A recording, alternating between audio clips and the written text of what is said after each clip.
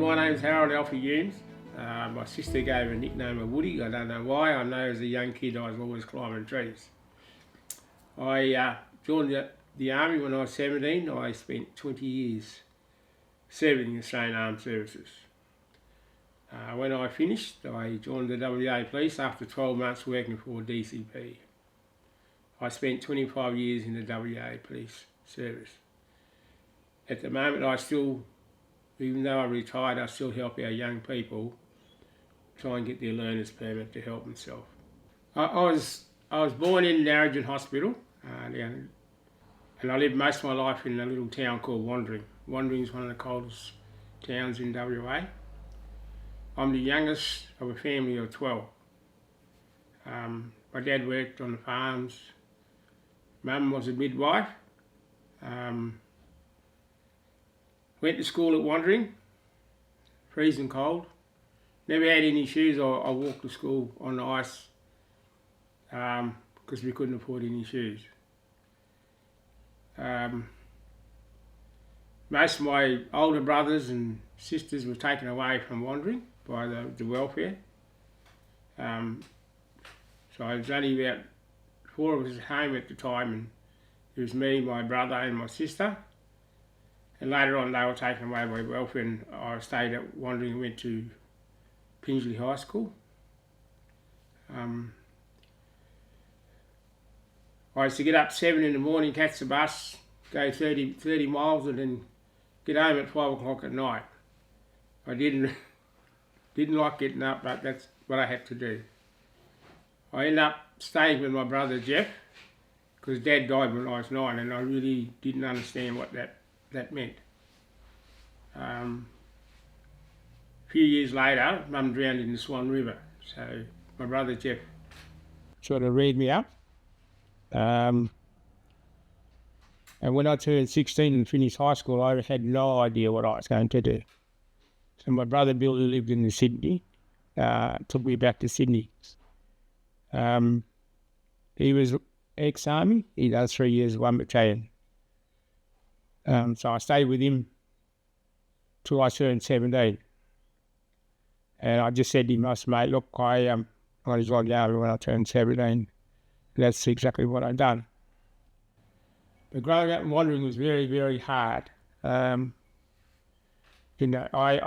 sit back and I think about, we had no water, no kitchen, stove or anything like that. We lived in a tent, and Dad built a tin shack. We lived in there. We had to cart water about kilometres for Mum to do cooking, and we weren't allowed to live in the suburb where all other people live. We had to live away from the white people in the town. So I couldn't understand that. I really didn't know what that meant. But later on, I sort of realised that was the government's policy. So why, I don't know, and I still don't know. But I joined the army, and the army became my family. And I met people from all over Australia. And a lot of those guys are national service people who conscripted into the army. So some of their parents told them, go join the army if you don't want to work. And that's what they done. And sadly, some of the guys that done national service done 12 years and they got out. I went overseas I was up in Townsville when I finished all my training. I was with 2 Battalion Royal Australian Regiment for about 6 months. And then they asked for reinforcements in Singapore to 6th Battalion.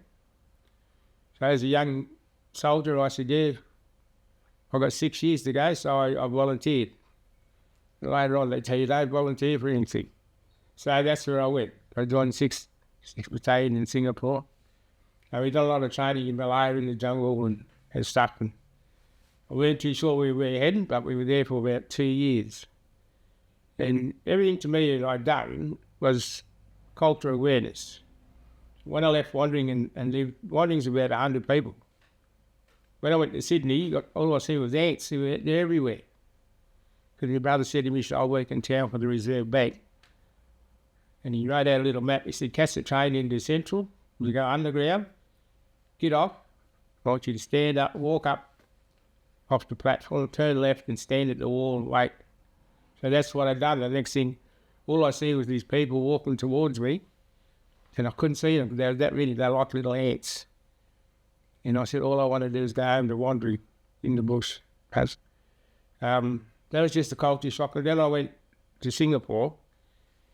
Growing up in the bush, you're used to your surroundings and people. In Singapore, I was looking for the white Australians, and I didn't see any because they're all Asians, and I didn't understand that. And that's their country. And I guess you educate yourself by being with those people and understand their way of life and how things were. Whilst I was there, the Queen at that time came out and we done an honour guard for her. And in 1972, I was selected to go to England to the parachute unit over there. I spent 3 months there training. And actually another eye-opener, because a lot of the British soldiers that I seen, they were just so white, I just felt sorry for the poor fellas, but that's just the way they were. They were happy. As long as they had their chips and sausages, they were happy little fellas. But and in New Zealand also sent a contingent over at the same time as we went, so they were in another area. But it was just sort of seeing the other way of life of other people, and especially the way the British Army trained compared to us. I mean, they all gave orders, and we were all standing there, all Australian soldiers standing, and all of a sudden all these British parachuters took off. And I said, what did that fella say? Because he didn't understand a word he said. So in the end, the company sergeant said, well, you Australians are not going to be on parade anymore. So we said, fair enough. But I enjoyed the time there, and just to have a look and see things and see way life completely different to back home in Australia. So I went back to Singapore, stayed there till 1973. Came back to Brisbane, and then 1975, 1976, we went back in. We'd done a 3-month stint at Butterworth Air Base as ground force for our aircraft that were on the base there, the Butterworth Air Base. So we were ground force defence for them for 3 months. Came back, and that was good. It was just being there and just getting around and having a look. And nothing's, what a lot of people didn't realise, and what the government don't say, is that they were still fighting on the Thai-Malaysian border. And we sort of were a bit worried about the aircraft one. At that time, they had F-111s parked up. But we came back in 1975, then another unit went over. But in 1980, I went and trained in Hawaii with the American soldiers. Again, it's just a learning curve for you about different people. And one of the things while I was there, I was talking and I was teaching people about firearms. And this American Negro standing there looking at me, and he wouldn't take his eyes off me, and he wouldn't move. And when I finished, he'd walk over and he said, hey brother, what country are you from? I said, I'm Australian. I said, I'm the first people. He said, no, he said, they shot all you people. And I looked at him, I said, no brother, I'm still going. I said, we've still got family going. And I just thought then, I said, well, what actually happened? Why are people saying this? And it's all about education and, letting people know what's going on in the country. And I just said, no, but we're right. Come over to Australia and you'll enjoy it. It's just seeing the army, the way we train, and the British Army train. There's just 3 different armies. American work in numbers. The Australian Army, we're very quiet people. And it was good. It was just learning that they have weapon power. They use all that stuff. We just walk around nice and quiet. But I came back, and when I got back, I got transferred to Sydney. I stationed down there until my time was up. I guess I didn't enjoy it anymore. And I think the army it changed a lot, and a lot of young blokes coming through were chasing rank instead of looking after soldiers, I guess. But I just said, well, I don't want to be part of that, so I got out. I mean, I still keep in touch with the guys that I served with, and some of those guys have passed on for different reasons, sickness. But I'm glad that I'm still going and trying to look after myself the best I can. Just watching my grandkids grow up. I say to my son, you want to join the army? He said, no, I want to be like you. So I said, that's fair enough. But I can understand it. I think the army's changed a lot now. You've got to have a degree, I think, to get in there. But it's just the way they are, just what they wanted. But I think sometimes the army won't hurt some of our young people that are walking the streets and, you know, getting themselves in trouble for little things, you know. But that's their choice, I suppose. But I think the government needs to have a look at it and say, what can they do to help our youth? Because it's all over Australia. That we're having a lot of stuff that shouldn't be happening, but it does happen. And I guess, you know, being in the police, we had PCYC and they were running around trying to help our youth, keep them on the straight and narrow. They still do their bit, but what about the older people outside? I don't know. I think government is government, and sometimes they don't see the full, or they don't want to see what's going on. Well, when I was in New South Wales, being in the army, we trained a lot of New South Wales police officers to use weapons or whatever else. And then I thought, when I get out, what am I going to do? So I had no idea what I had to do. And I guess being in the army gave you a little bit of a heads up on life and how to do stuff, because you become a trainer and you train people. So when I got out and I was approached by the WA police, they said, oh, would you like to join? So I said, well, I'll give it a go. And I guess being in the army gave me that step up. And I always look back at it as man management.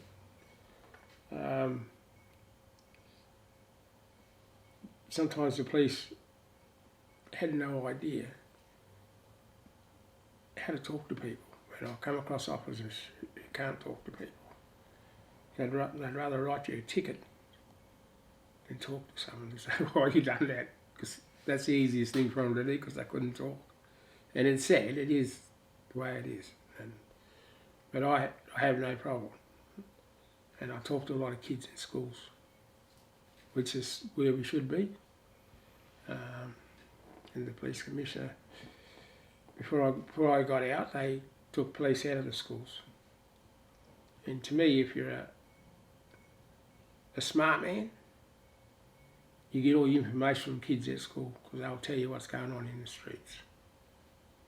Instead of you walking around, driving around in the street, looking at people and asking them what's going on. And a lot of kids, black or white, or whatever other colour, they won't tell you what's going on. So you've got to have break down that barrier to find out. So if you're at schools, people always want to talk to police officers and ask questions. And you tell them.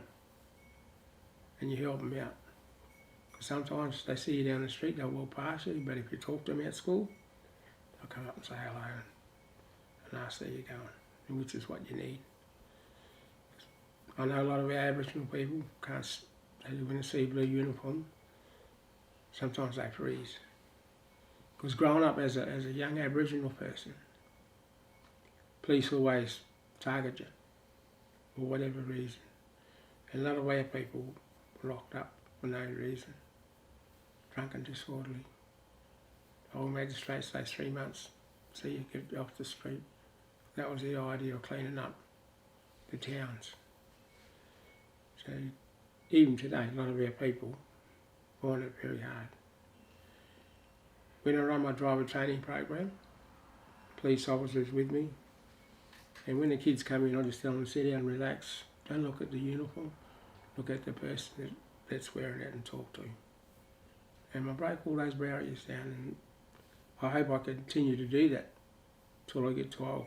But kids love it. Because at the end of the day, as he says, that I'm here to give you a learner's permit so you can start driving. And the biggest smiles you'll ever get. And sadly, the kids come from all over the state to come and get their learner's permit with me. So to me, that me and my wife done it, and then she got no job, but she keeps in touch because it's just good to point out these kids still come. Because I go back to where I grew up. I got around in a horse and cart. My dad never had a car licence, and I used to ride the horse around. And the last thing in my mind was driving a car. So, and what you got to understand is a lot of the farmers around the town, they all had vehicles on their property, and their kids were driving those things. And I'm thinking, well, how the hell am I going to drive? And you know, I sort of grew up not be able to do that, and I know kids today still have that problem. So when they come to see us to get their learners, we try and find other people who could help them drive and drive at a lower cost so they can get their licence.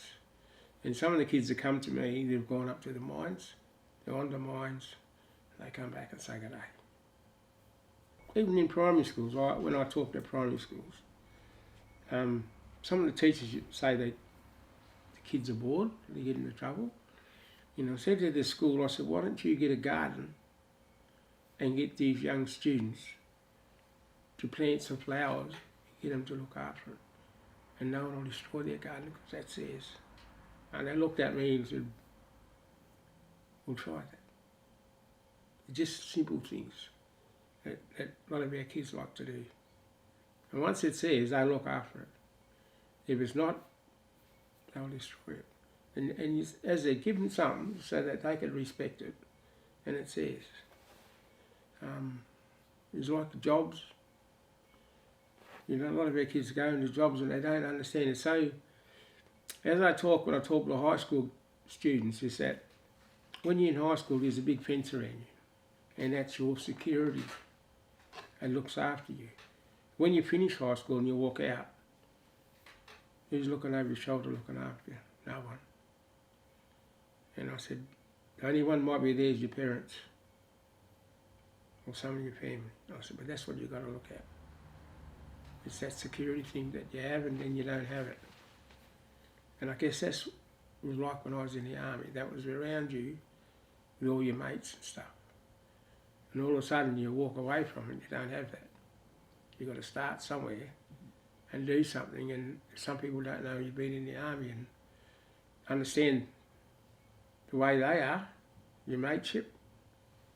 It's very hard. So being in the police was sort of similar to the army, with your mateships and all that sort of stuff. But it's just something a lot of kids have got to understand, work out for themselves. And I say to the kids that I do the learner's permit with, if you've got problems, come and talk to me. I can't help you, I'll get someone who will. And it's so important, otherwise you're going to get into trouble.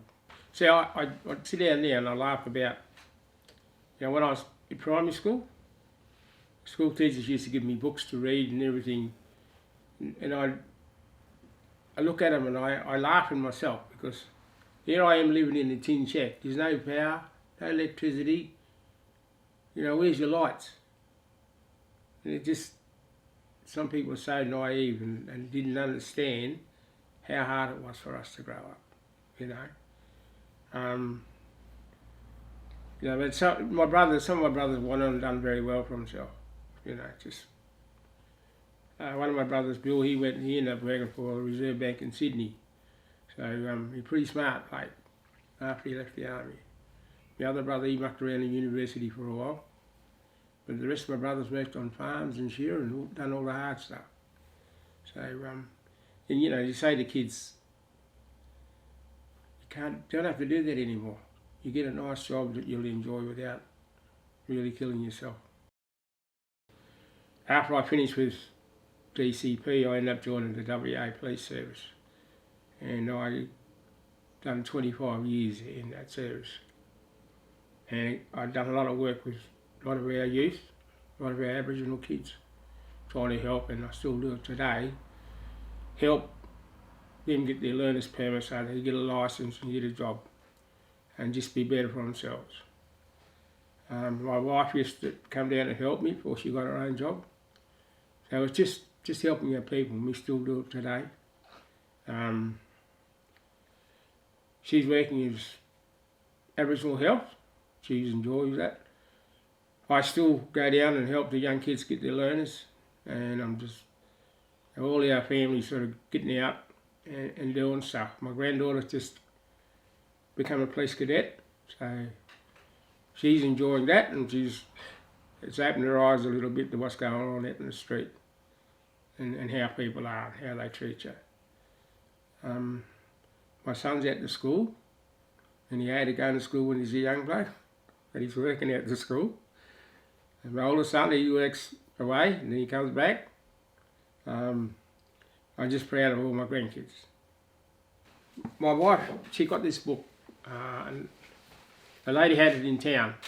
She went to a meeting and she got this book and she said, I'll take it home. And she gave it to me, and this book's about all our Aboriginal men and women who served the Defence Service.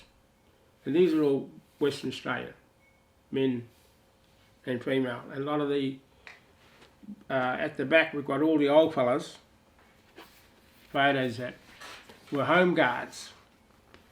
They were home guards behind, they left behind. And had all their name, I had my dad's name and uncles and that, and aunts and that, they were all in there. But as a young bloke growing up, if we went to a town, like from Wandering to Pingelly, my old father used to tell me who the old people were in that town. And in Pingelly, my auntie, that was Dad's sister, and they were all the Abrahams, Yunes family. And they were a big family. They went right out to the Garlets, Winmars, Stephen Michael's family, and all the way to Narrabeen. My other auntie, she was a Parfitt, and that's Dad's other sister. And they lived in Narrabeen. So all those little towns along the highway, they were all related to my father and my grandfather and that. And then on the other side, my mum, she's a Kelly. And they all lived and grew up around Narrabeen, Quindani, Boddington. So we all, as kids, we were told, this is all your family.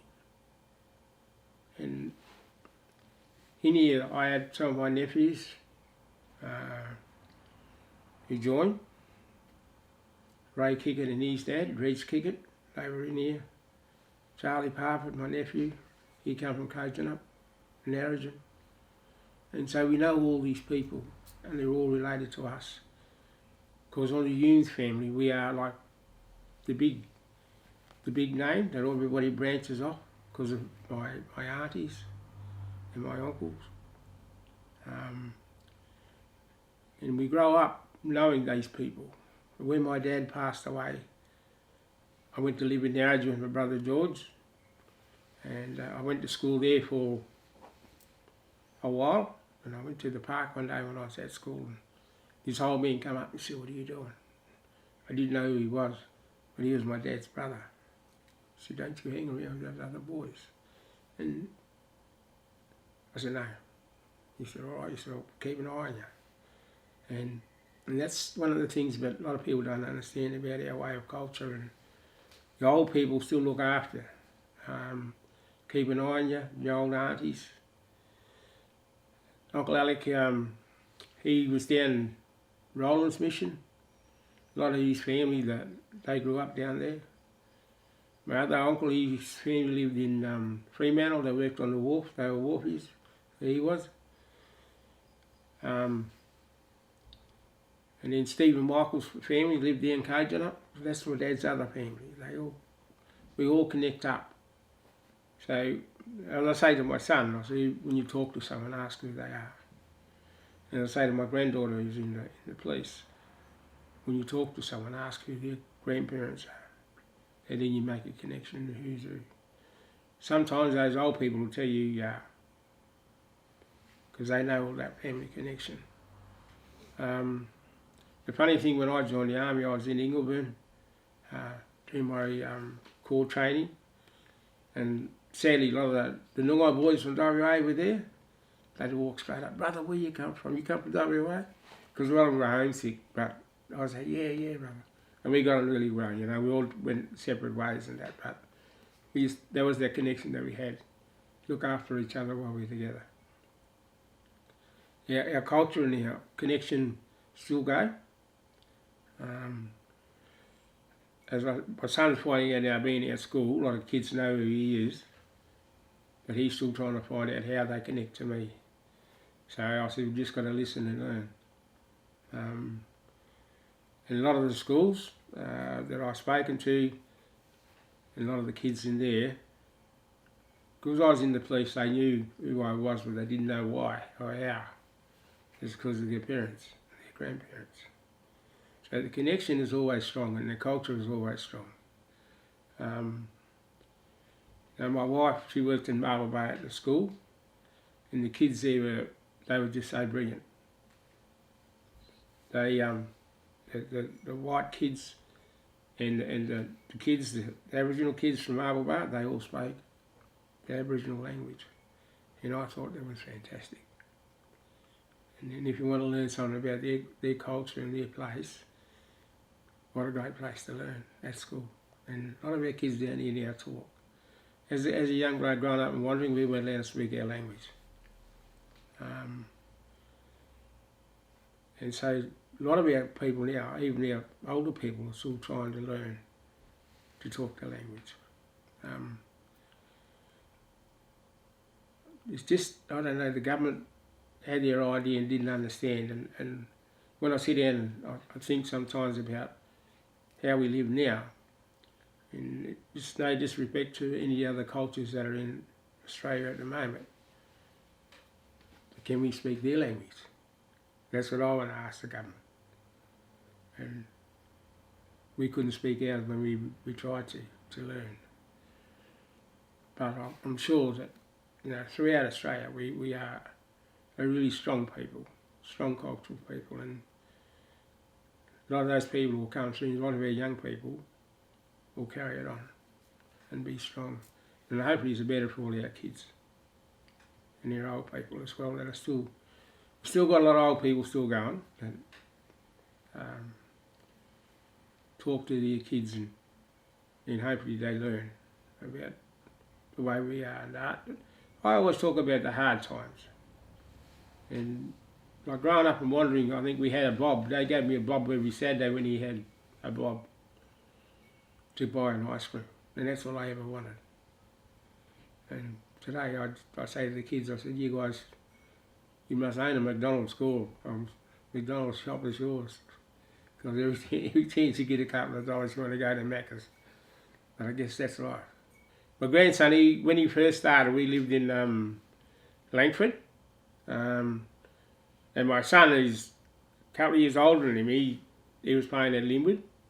So Daniel, being the little bloke, used to go down and he'd train with him, with the higher, not older kids who were a couple of years older than him. And Harold's case said, "Oh, is he allowed to?" I said, "Yes, let him train with his uncle." And because he had natural ability, was way above a lot of the other kids. And he ended up playing, I think, 15s at Linwood, and then he wasn't happy, so he went to Thornley, and then Perth Footy Club picked him up as a young 16-year-old, and then he went to Perth Footy Club, and he just, with his mum and dad, they pushed him, made him do training if he wanted to play waffle. So that's what they done, and he was just a natural ability to play footy. My son thought, I said, "What year?" He said, "No, I'm not interested." So I said, "I'll leave it at that." But he's a really hard bloke, really hard footballer. But Daniel's sister, she wanted to play footy, so she ended up playing for Perth as well. last year she gave it in. Well, actually, we told her to give it in. She kept getting donked on the head. I said, when you're playing up in that league, I said, it's pretty hard. When she finished year 12, I asked her what was she going to do when she left school. She wasn't sure. So I just said to her, I said, look, police cadets, try it out, see how you go. So she's been in there going on 2 months. I said, just enjoy it. If you don't like it, then walk away, at least you had to go. I said, don't get upset about it, do what you're best. And so she'll see things and she'll change because of what she has to deal with and people she sees and the way they act and react. And a lot of your friends, they call you friends, when you wear a uniform, they look at you differently. I said, you got to accept that. I said, don't ever turn them away, just keep saying good day and just be their friend. And if they don't want to be your friend, then you know. I got my other young granddaughter, she finishes year 12 this year. I'm pressuring her at the moment to see what she wants to do. She's a bit of an artist. She does some really good paintings, but I don't know what she wants to do. At the moment, I'm in limbo getting her to get her driver's license and her older sister to get their license to help them. And I've got a couple of grandchildren up in Broome. One's 15. He's not sure what he wants to do. They always ring up and they're always out fishing in Broome. That's their lifestyle, they love it up there. I've been up and the way they catch their mud crabs, and it's just, yeah, I can see the way they live is what they like. So yeah, I'm not going to sort of interfere with that. Other granddaughters that live in Belmont, they are, the other one, she just done her hairdressing stuff, so she wants to be a hairdresser. I just said, push her, keep going, don't stop. She stays with us, so her mother's over in the other side of town, and she said, I'll stay with Nan and Pop. So, she's got a licence, she's got a car, and I said, all I ask is you ring me up and let me know where you are. I said, just in case something goes wrong. Then the other 3 girls that live in Belmont with their mum and dad, they are doing year nearly finished. But the oldest girl, she's mad netballer. She's played for WA juniors, so she's into that.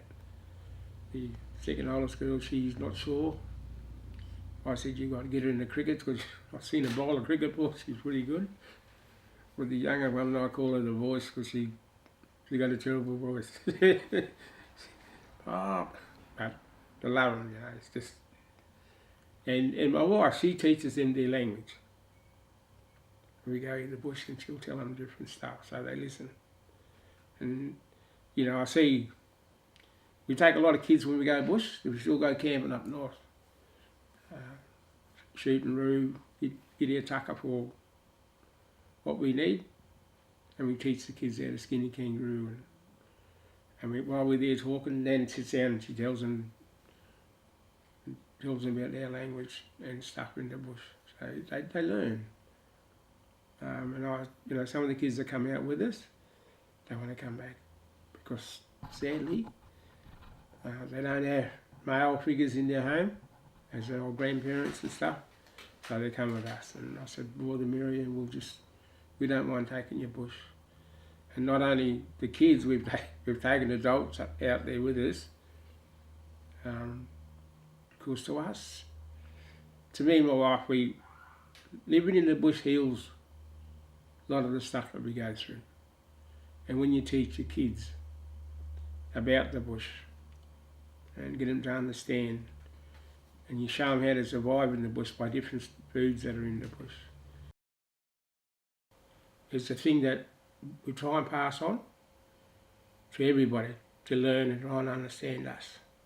And today I think it's a lot of people still got a lot to learn Because growing up the way I did, it's just separation. Blacks on one side, whites on the other. And I certainly hope that it doesn't continue, because it's still going today. The army gave me a lot. It showed me a lot of different things and people all over Australia. And we all got different backgrounds. And, you know, one of the things that I met one of my army mates, we used to have damper and dripping, they call it, and salt and eat it. And he said, mate, I used to do that too. And he was an Italian boy. He said, I used to put it dripping on the bread and salt and eat it. And I said, well, mate, you must be brothers. But it's just some of the things that some of the guys you do and meet. And, it's just a connection that you get.